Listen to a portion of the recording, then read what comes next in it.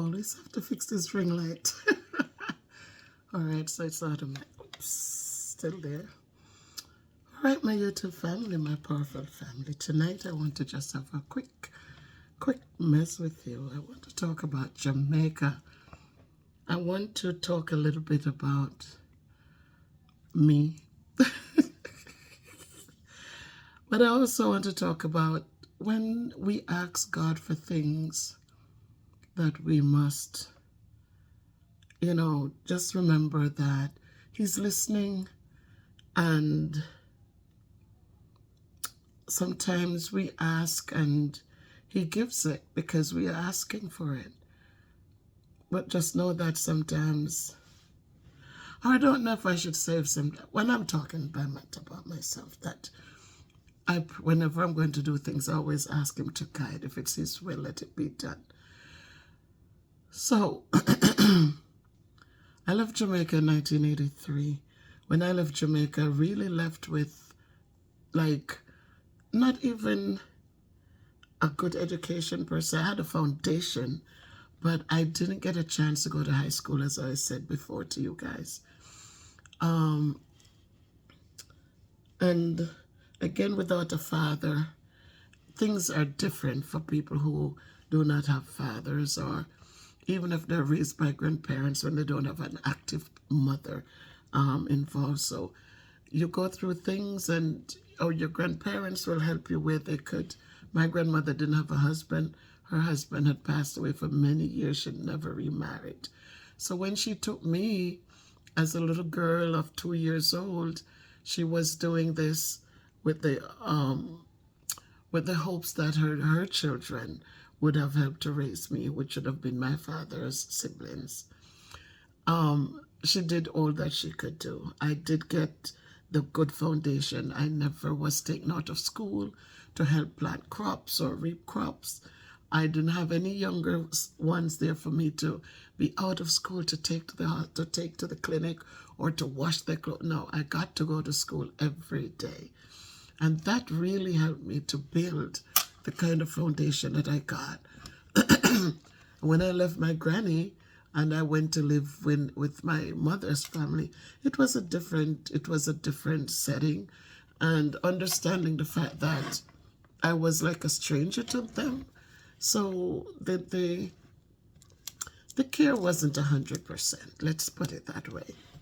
And so even though I got the chance to go back to this, I went to the Seventh-day Adventist school for just a year, because by the time we left Kingston, I spent like maybe 4 or 5 years in Kingston, and by the time we left Kingston, I went to Trelawney. I was too old now for the comprehensive high school that they had there, but the Seventh-day Adventist prep school, I was able to go there for a year. I passed scholarship for the high school, for Harrison Memorial High School.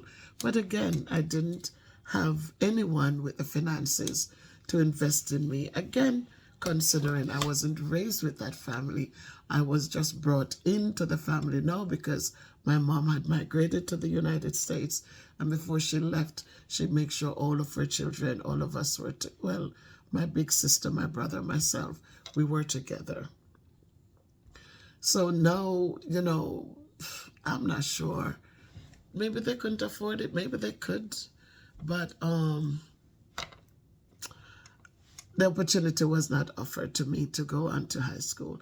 But different things happened. And so the things were different. Again, I wasn't raised with them, so I don't think there was any love lost. I don't think they understood me. I don't think people took the time to understood me. And so it was different. But you know what? I had life. I had a roof over my head, and I was not hungry.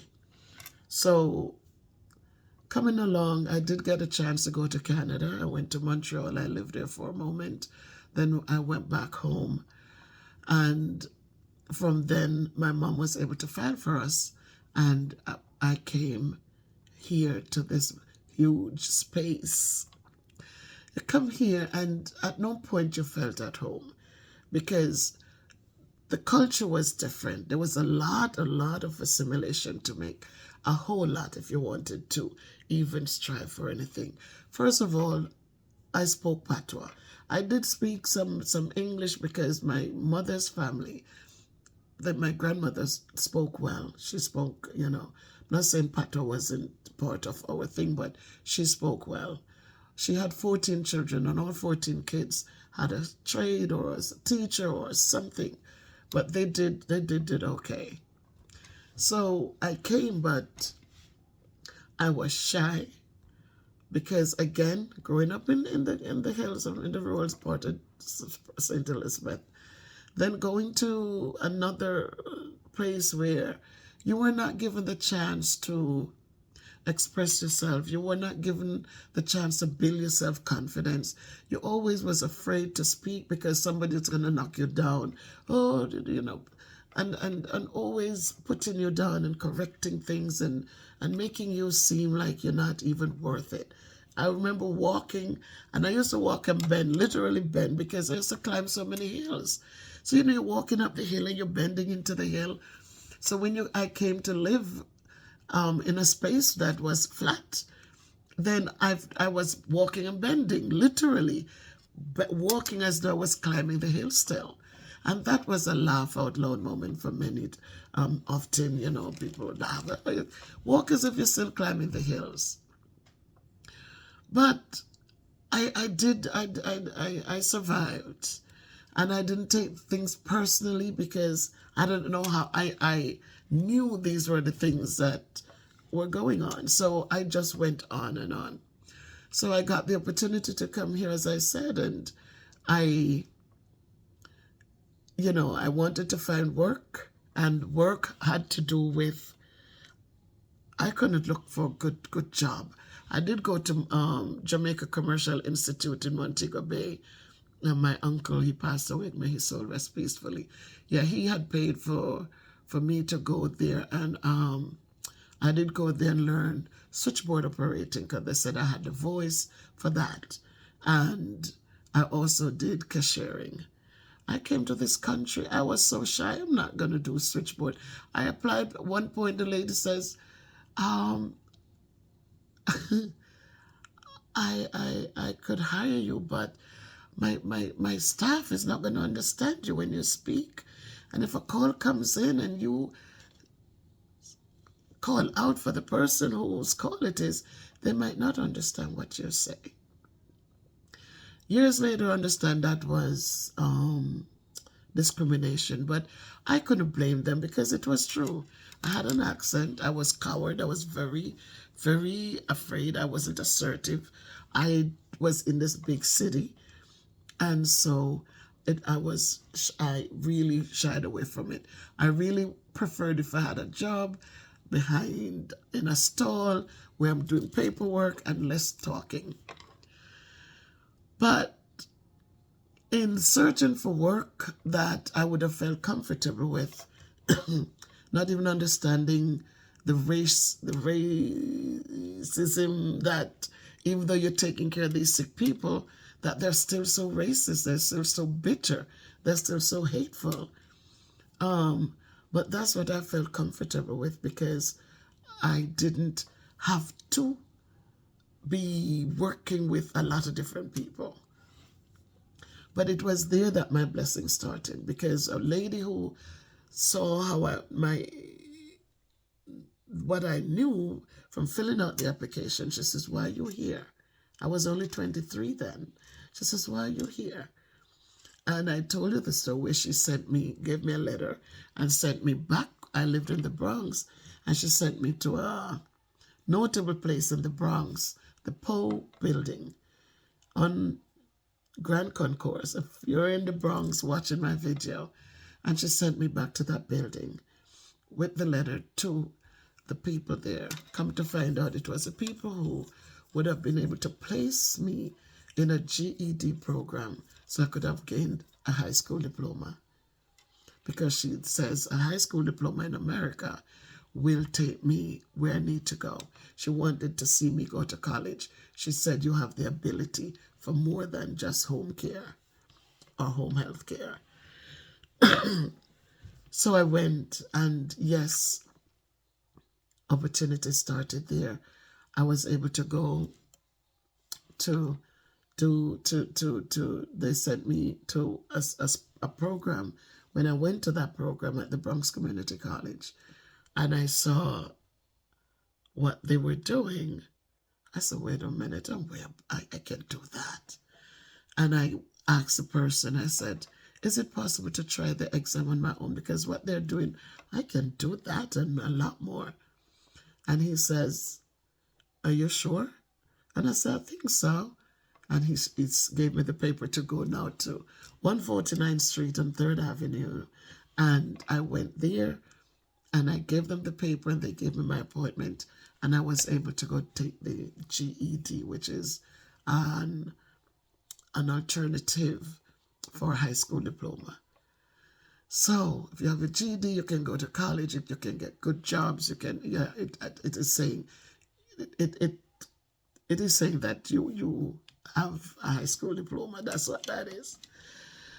So God is good, and he he mapped out the path for me, and I knew that he had something good in store for me. I've always asked him, I said, God, I don't know much, I don't have much. I wasn't one of the kids who had the resources to open bank accounts and learn to save, to do all of these great things. But I would just always just ask him quietly to just help me, to just help me, to just guide me.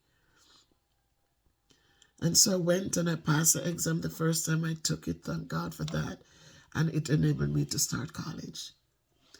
So I did college, but I went home often because I loved Jamaica.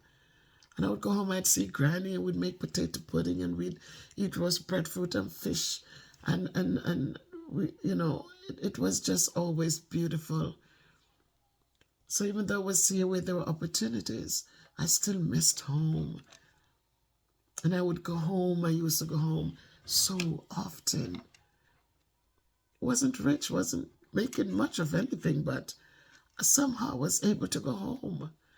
Those days you could get a ticket for $99, to go to Jamaica and return, and Air Jamaica, non-stop flights to Montego Bay, Jamaica. And that went on and on till I went to college. You guys know I did my education, I did junior college degree. So that's an associate degree in education and psychology. And then I went on to the 4-year college. I did my Bachelor of Science in Behavioral Science. And then I went on years later and I did my master's degree in elementary education. And then I have credits above the master's degree.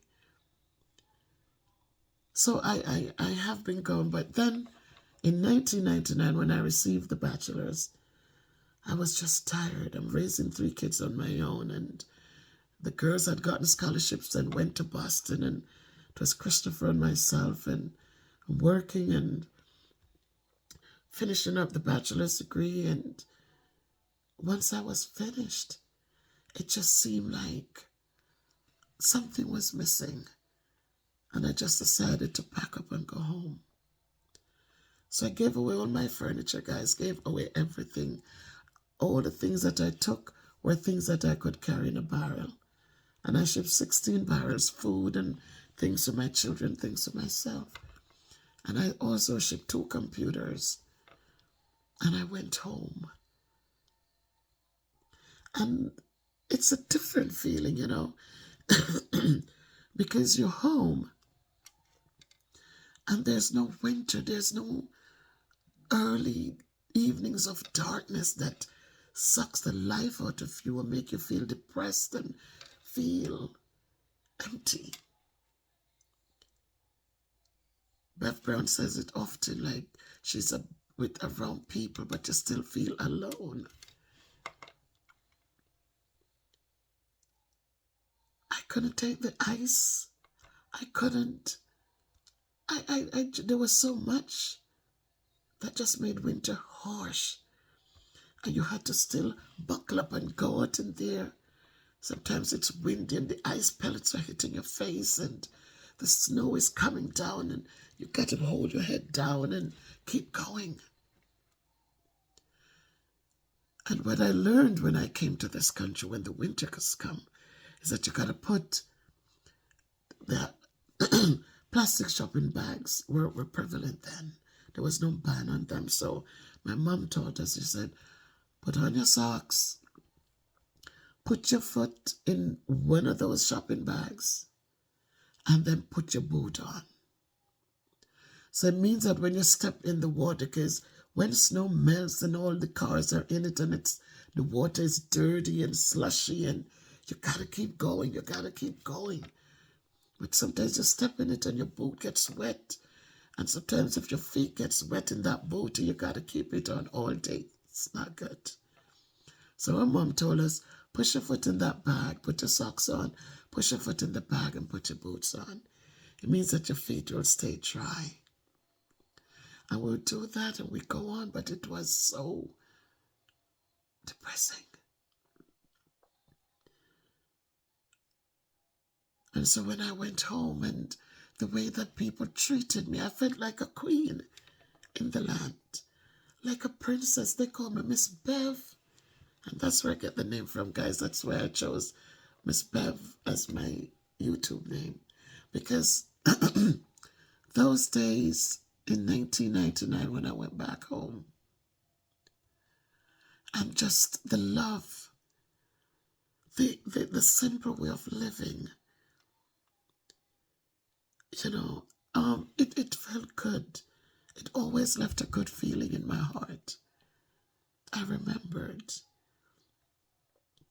And I remember that I started teaching computer classes. But I gave away more time and gave away so much to people I said that can't afford it. And I would just tell them, send that kid, come. Parents would be saying, Miss Bev, I really would want my daughter to learn how to use a computer. But Miss Bev, I don't have the money. Miss Bev said, send the parent to come, just send them come. So for people from the outside who would come in and pay for the 3 weeks of learning, would make that money.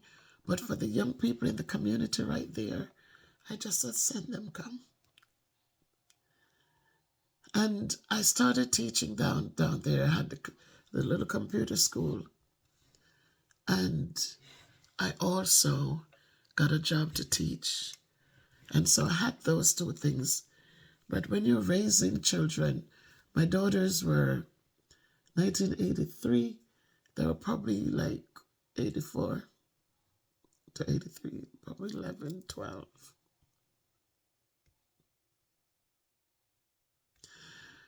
And you had to have car fare for them. I had to feed them well. We used to have a helper coming to help clean up and all of that. And it adds up. It was 4 of us every morning heading out. And eventually, my daughter said, Mommy, why don't you go back to America and teach there? Because the monies you make down here, I was making $21,000 a month in Jamaica at the time, in 1999. And Jody said, Mommy, go back and teach in America because what you make here for the month is about what you would have made in a week up there. And I asked the helper, she said, yes, she would stay in my room and take care of them. And I said, thank you. And she said, if she could bring her daughters, of course. And she brought little Olivia, and they stayed there and watched over my kids while I came back to America. But there were so many good things, You wake up and right through the year, the sunlight. You have the sunlight. Because I went home in July, and you had December rolls around, and it's a festive time there. But the sun was still out and warm on your face. And it felt good. It wasn't cold and bitter. And I came back and went back into teaching, and They finished and came back, and they went to college, and they came home, finished college. They came here to Connecticut. They said, Mommy, we're not staying. We're going to Georgia. We want the sunlight. So they too were tired of the cold. And they went and made allowances and did what I had to do so they could reside down in Georgia in Stone Mountain. And I've been wanting to go back to Jamaica.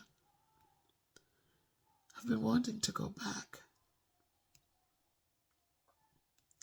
I've been wanting to go back.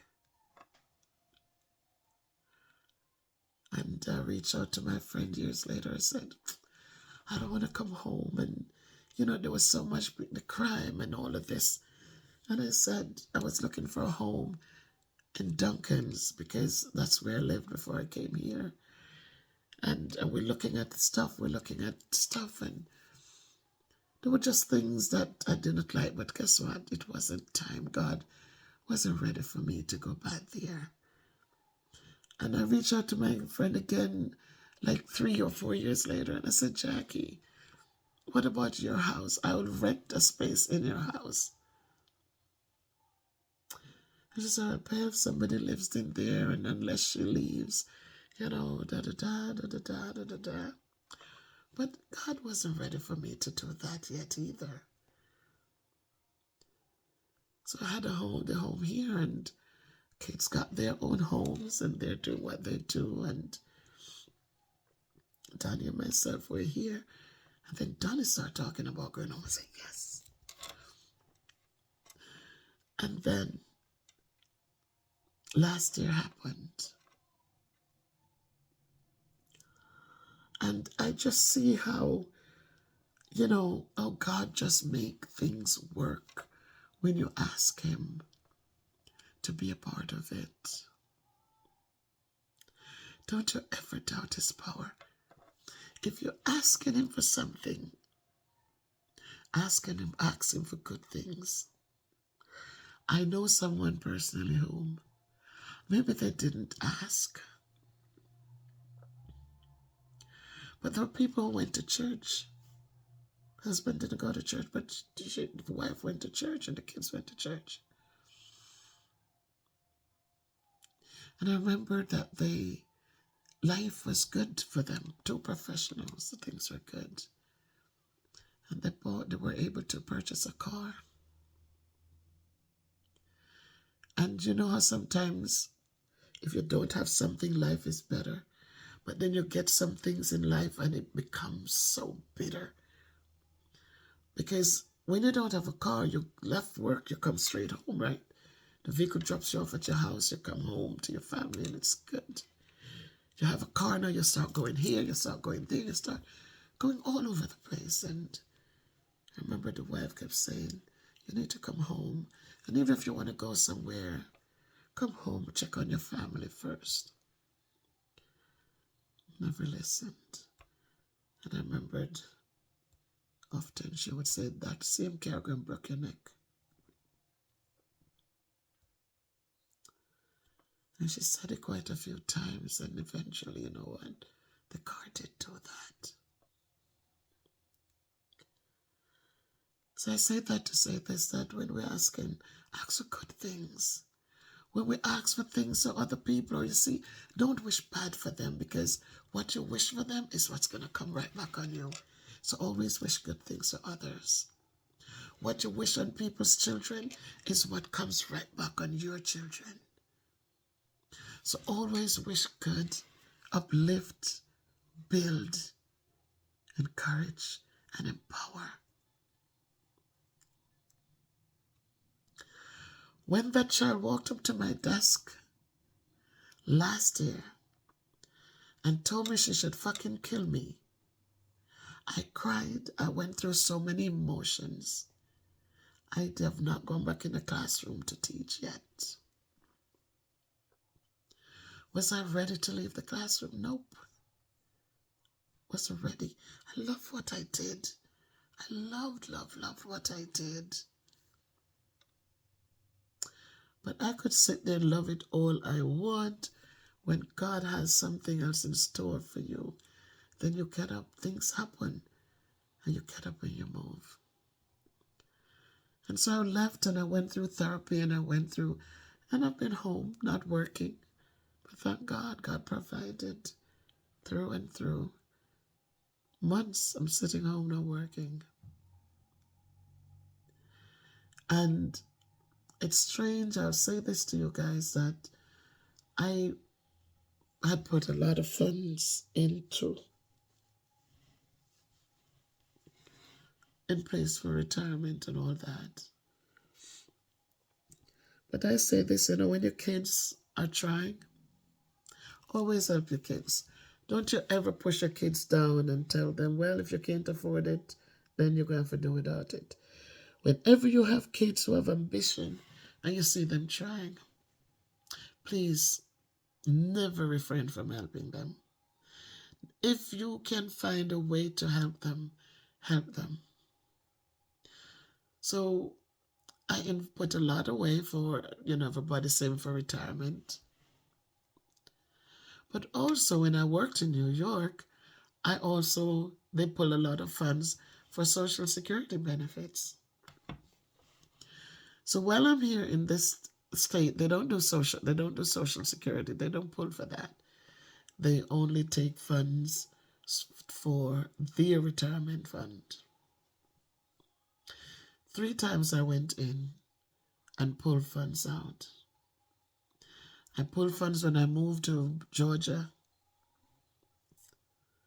I pulled funds out in 2019 or so when this person who was supposed to be a principal was so blatant with the partiality, was so blatant with the, and I'm not arguing with people. One of the things I learned, if you're not welcome in a space, don't stay in that space. If you're working hard, and because I'm not a person who, I'm out there. If they're at school and they're getting into their stuff and they're jumping up on stage, don't invite me up there because I'm not that person. And she would get very personal, she wants, teachers, could you join us on stage? And I'm standing there, I'm paying attention to what they're doing. But no, I'm not going up on your stage. I'm not that person. So she'd get frustrated when these things happen. She took it so personal. I remembered one day that she went in, her supervisor was there, she got up on stage with foolishness. It's never anything of worth. It's always some garbage to jump up on stage and want you to die, whatever. So I didn't do it. I stood there with my students, and they were the best behaving little students sitting there. And I saw the principal after she was saying, teachers, come on up, and I wouldn't budge. That she told the man was supposed to be observing the kids, the classes that were doing well, that the kids were behaving and all of that. And that lady came off the stage, the platform up there, and she told the man, Mr. Valentino or whatever his name was, just focus on these right here, and left my kids who were perfect, because when I go with them into auditorium or big space, I always tell them, remember, people are watching your behaviors. Nobody knows who you are. All they know about you is your behavior. So when you go out, show people who you are and show them that you're important and you know how to behave well. So when my kids go into any place, they always sit, class, would do this, and they would lean in because they're listening as they learn to track the speaker. So when you finish and you come back to class, you will have to tell me about the assembly. And so my kids were like, boom, boom, boom. Because at the time I was doing just Common Branch. I was teaching all subjects to my students. So I was able to groom them and get the best out of them when they walk through the halls, things like those. And she couldn't stand it. She couldn't stand that the kids did well wherever, and she used that to punish me because I would tell her, frankly, I would tell her how I feel. And so she didn't like that. So we had a situation, and I said, well, let's go back to this. And she says, nope, we're going to do it this way. Da, da, da. And I said, okay, then I'll just leave. So when I left, my son had gotten married now, and they started a family a year later. And I pulled those funds and I helped my son to, I didn't want him to have a car payment. I wanted him to focus on his child. I want him to work and not have to worry about a car note and all of that. So I took care of that and paid it off. Did he ask me? Nope. So I couldn't ask him back for money. I couldn't ask him for anything because in my heart, I just felt I needed to do that. And so pulling those funds out, you know what that meant? I was setting up myself to maybe not have a whole lot of money for retirement. But I never thought about things like those. Because in my heart, I was looking to go back to Jamaica. And I kept saying, Lord, you know what? If I get $1,000 from Social Security, that would be enough for me to live on. I don't need to go home for riches. I need to go home to live a simple, happy life. A life where I could eat a piece of breadfruit, natural, organic food. I could go home and get a piece of yam from the soil. Nothing sprayed on it to preserve it for shipment, to preserve it for this or that. I could get a tangerine or an orange, mango. I could get these things naturally. I said we could plant our callaloo, we could plant our cabbage and carrots. I could eat my raw carrot. And so for me, I was not looking to have these big amounts of money sitting there for me in old age and and the kids are struggling. If the kids do well, then you do well, So I was able to do that for them and to help them build. And now, guys, I'm ready. I haven't shown you the sign on the house out there yet, but so God has really been good. And as I said, I don't need to go to Jamaica with anything. I've put things in place so the kids will make sure that I eat and I live somewhere. So I'm not going home with money. I have no monies to go home, as I said. I've been working for 15 of I've worked since November 15th. November, December, January, February, March, April, May, June. 7 months. I haven't worked. And so I have to give God the glory. And I said, if I go home and I find somewhere to live, I'll be happy. If I find somewhere to volunteer sometime, I will be happy. Yes, there's a lot of crime in Jamaica. We hear about it day in, day out. But I know that the God who guided me here in this big country with so much racism and negatives, that I pray and I hope and I ask him to guide me in my country as well. To help me to not get in conflicts with anyone. To help me to not, I'm not going to have anything to give. I really am not going to be able to do the things I've been doing here, like helping to build homes and doing all of that. I'm not going to be able to ship barrels to anybody anymore. I'm just going to have enough to survive when I get there. But that's all I need. I don't want stress. I don't want anything to have to worry about. Oh my God, did I pay this or that? I don't want that stress. And so God has made the way. So soon, guys, I will talk to you about some other things that are in place. So right now, this place is interesting. But I'm thankful to God. When I went home, the last time I went home, we stayed at the Airbnb. And it was I had no aches, I had no pains. You all know I use a CPAP machine, right, for my for my snoring. And I went home without it for 2 weeks and 2 days.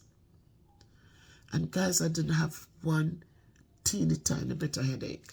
Not I never didn't wake up one morning with a headache. And I didn't use it. I didn't have the machine. I didn't. But you go to bed and it's a different environment. I didn't sneeze. I might have been coughing a little bit, but it's going to take a little time to get rid of the post-nasal dripping. It's going to take a little time for me to start eating more fruits and good vegetables and without the heap of chemicals. But to have real food. And so it's there. I'm not using the mucus builders, which just sits there and just fills the sinuses with the mucus, which then goes down in the throat sometimes. So I am still praying. I'm still hoping. And as I said, I came here. I did 40 years in this country. 40 years. And that's a blessing, guys. That's a blessing. And so, who knows? Maybe next year I'll be in Jamaica. Maybe the year after that. Who knows? But I have to give thanks for all things. And I say to each and every one of you, if there's something you want to do, don't wait to get rich to do it. Do it when your heart is in it. Do it when you're able to walk around and reach and pick a mango for yourself. I'm sorry. Do it when you can beg your neighbor a breadfruit and you can make a fire and roast it for yourself and turn it and then peel it and enjoy it. Don't sit down there. I'm not looking to go with furniture, this and that. I wish I could just put a bag on my shoulder and just go. Just a suitcase of t-shirts and some skirts and my little sleeveless dresses and just go home. Just go home. Just go home when you can talk to people and people see you. They don't see color. They don't see anything else. They see you. And you can laugh with somebody and you can, and you just hope and pray that you can go to sleep at night and nobody bothers you because you don't have anything for them to take. You don't have anything that they, for them to come bother you about. And so I am at peace. I'm thankful. I am so thankful. I am so thankful,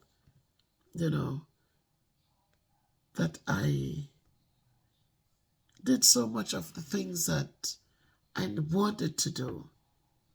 So now if I'm not able to do, then it's going to be all right. So that's it, look, my people. I think I've talked a long time, but I just needed to talk to you. So, would you go back to Jamaica? Tell me in the comments. Jamaica is, you hear of the crime and you hear of the things that go on, but isn't Jamaica a beautiful place? A place where you can enjoy this warmth of the sunlight.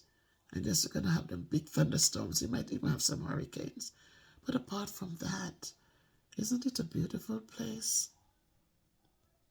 Talk to me in the comment. Your girl, Miss Bev. Did you notice the colors? My green, my black, my gold. I should tell you something.